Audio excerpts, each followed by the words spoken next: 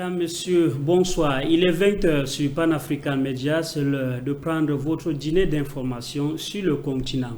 À la une de l'actualité, crise frontalière entre la République démocratique du Congo et le Rwanda. Paul Kagame a désormais 3 ennemis en face. Après la République démocratique du Congo justement et le Burundi, c'est au tour de la Tanzanie d'entrer dans cette escalade diplomatique. Le gouvernement tanzanien, après avoir fermé ses frontières, rapatrie les ressortissants rwandais de son territoire.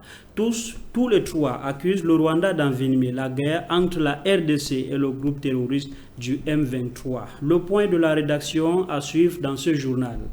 CAN Côte d'Ivoire 2023, les tableaux de 8e de finale affichent complet. Au total, 16 équipes ont obtenu leur ticket de qualification pour le 8e de finale qui débute le 27 janvier prochain. Voilà les principaux titres de cette édition d'information. Mesdames, Messieurs, prenez confort d'écoute. À tout de suite pour la suite.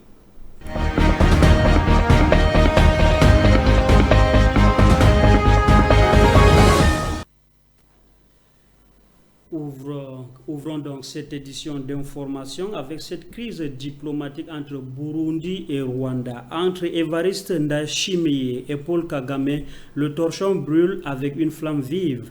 Les tensions montent entre les deux alors que les autorités burundaises ont décidé de fermer leurs frontières, accusant leur homologue rwandais d'abriter justement l'état-major de rebelles burundais, Red Tabara. Une situation tendue et menace la stabilité de la région. D'autres précisions, c'est dans ce reportage. Le président burundais Évariste Ndayishimiye n'a pas mâché ses mots. Il a de nouveau accusé Kigali de refuser de collaborer concernant les rebelles Red Tabara et a qualifié son homologue rwandais d'hypocrite et de menteur. Des allégations qui sont catégoriquement rejetées par le gouvernement rwandais. Cette escalade de tensions contribue à aggraver la crise dans la région déjà marquée par le conflit du M23. Après la tentative de médiation de Washington, Kinshasa et Kigali se regardent toujours en chien et chat, raison de détérioration de rapports entre Paul Kagame et Félix Tshisekedi. La rébellion du M23 demeure active. Entre-temps, le Burundi et la RDC ont signé un accord de défense renforçant davantage leurs liens. Monsieur Ndayishimiye a parlé de la jeunesse rwandaise en captivité lors d'un événement organisé dans la capitale congolaise, Kinshasa, dimanche dernier, affirmant que la région devait continuer à se battre jusqu'à ce que le peuple rwandais fasse pression sur son propre gouvernement. Déclaration déplorée par Kigali ce lundi. Selon le gouvernement rwandais, ces propos du président burundais Évariste Ndayishimiye sont destinés, selon le Rwanda, à inciter les Rwandais à la division. En réponse, les autorités burundaises ont réfuté ces allégations, accusant le gouvernement rwandais d'héberger les auteurs de la tentative du coup d'État de 2015. Il reste à savoir comment la communauté de l'Afrique de l'Est va gérer cette montée de tensions dans la région. Mais avant, nous disons ceci, suite à ce reportage, Paul Kagame est pris en étau au plan sécurité et diplomatique. Le Burundi et la RDC ont décidé d'unir leurs forces pour lutter contre les groupes armés qui sévissent dans certaines zones de deux pays. Dans cette crise diplomatique, la Tanzanie aussi rentre dans la danse. Le pays a pris la décision de rapatrier les ressortissants rwandais, surtout qu'à Dar es Salaam, ils se font déjà passer pour de Tanzaniens. Les autorités tanzaniennes ont justifié cette décision par le comportement du Rwanda vis-à-vis des pays hôtes, le Burundi et la RDC. Désormais, pour les 3 pays voisins, Paul Kagame apparaît comme un ennemi. D'ailleurs, pour le président congolais Félix Tshisekedi, il est à l'image du dictateur allemand Adolf Hitler, a-t-il fait savoir lors d'un meeting de sa campagne électorale en décembre 2023. Dans la suite du journal, lutte contre le terrorisme au Niger nous intéresse. Les forces armées nigériennes infligent une lourde défaite aux terroristes. Dans la nuit du lundi 22 au mardi 23 janvier, des combattants armés de Boko Haram ont mené une attaque à l'aérodrome de Ngitmi dans la région de Difa au Niger. Selon le ministère de la Défense nationale, les assaillants se sont heurtés à une farouche résistance des éléments de forces armées nigériennes en poste. L'opération de ratissage, aussitôt engagée avec l'appui de vecteurs aériens, a permis de neutraliser plusieurs dizaines de terroristes qui tentaient de fuir à bord d'une dizaine de pirogues par le lac Tchad. Côté ami, le bilan fait état de 10 soldats blessés, dont le pronostic vital n'est pas engagé. Restons au Niger, parlons cette fois-ci de la diplomatie. L'Iran et le Niger signent 2 accords de coopération ce 24 janvier 2024, notamment dans les domaines économiques, politiques et de la santé à Téhéran. Le premier vice-président iranien Mohamed Mokber et le premier ministre nigérien Ali Mohamed Lamine Zeine ont assisté à la cérémonie de signature. D'autres précisions, c'est dans ce reportage. Le Premier ministre nigérien était en visite officielle de 3 jours à Téhéran sur l'invitation du premier vice-président iranien. Les 2 hommes d'État tissent des alliances de coopération afin de travailler main dans la main pour le développement de leurs pays respectifs.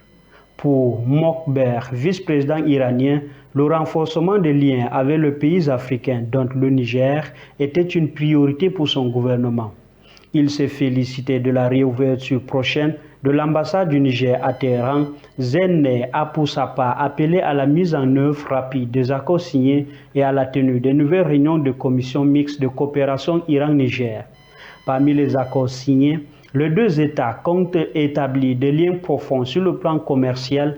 Une opération économique est donc sérieusement envisagée par le Niger.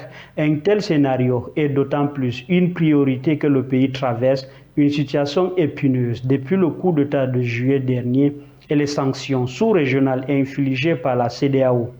Le pays sahélien vise un partenariat bancaire avec cet État du Moyen-Orient. Il convient aussi de préciser que le Niger n'est pas le seul à vouloir la création de ces liens.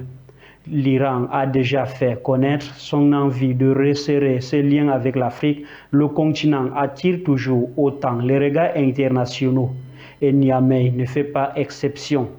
Conscient des avantages que le Niger peut proposer, surtout sur le plan nucléaire, le gouvernement de transition n'hésite plus à aller de l'avant, que ce soit avec la Russie ou maintenant avec l'Iran.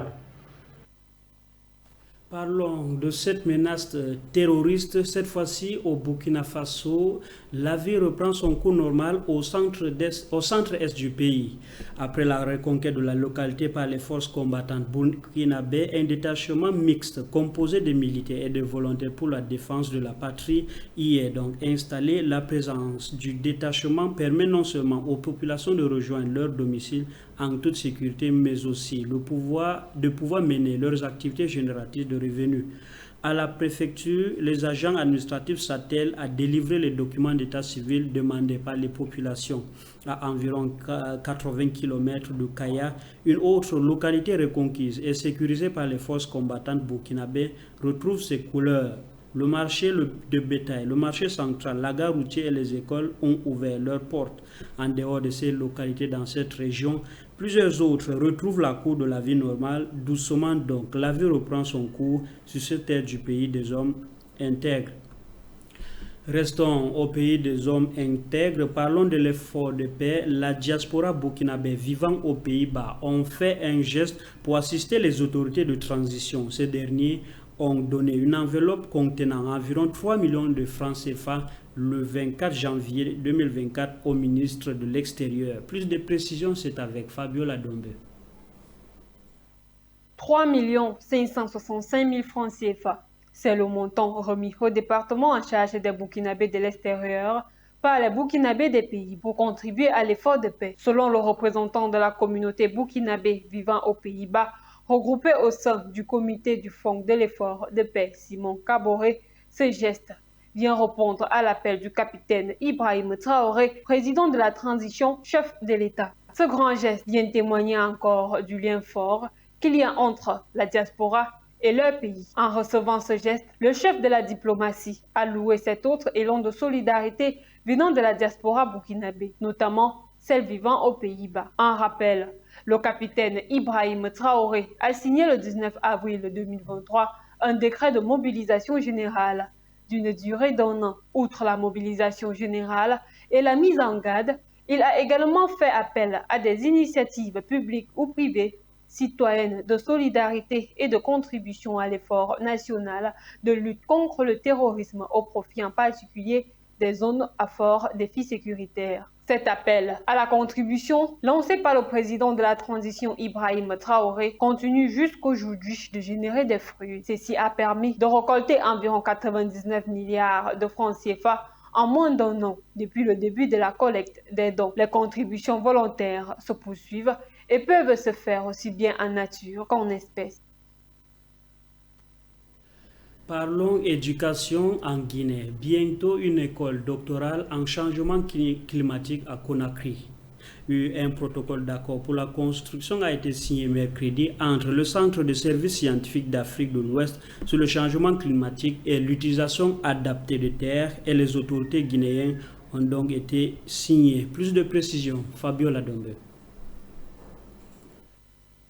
Cette école sera dédiée à la formation post-universitaire et à la recherche au profit des cadres et d'experts issus de 13 pays d'Afrique, partenaires du Centre de services scientifiques d'Afrique de l'Ouest sur le changement climatique et l'utilisation adaptée des terres, WASCAL. Le coût financier de cette future infrastructure de recherche est estimé à 1,3 million d'euros. La cérémonie de signature du mémorandum d'entente pour la création de l'école doctorale WASCAL en Guinée a réuni les membres du gouvernement guinéen et le directeur exécutif de WASCAL ainsi que des enseignants-chercheurs.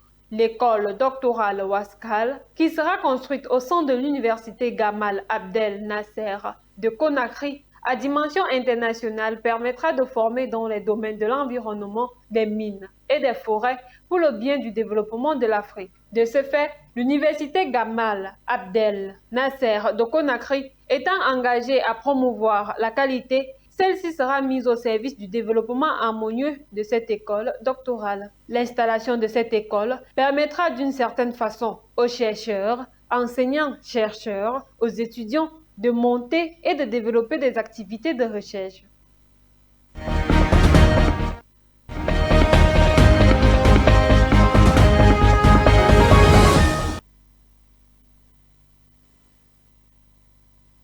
Nous voici donc en sport. CAN Côte d'Ivoire 2023, nous le disions en titre, le 8e de finale. Affiche donc un tableau complet.